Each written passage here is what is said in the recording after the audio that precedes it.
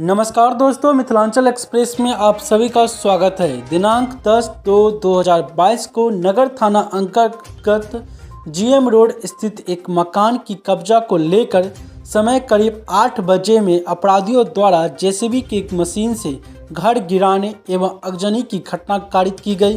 इस घटना के पूर्व दिनांक 9/2/2022 को भी उक्त स्थान पर विवाद हुई थी।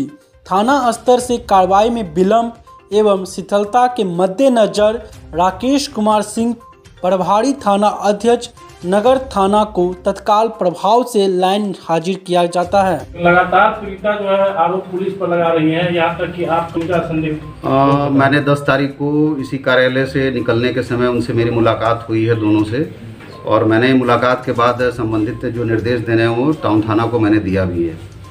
सर ये लगता है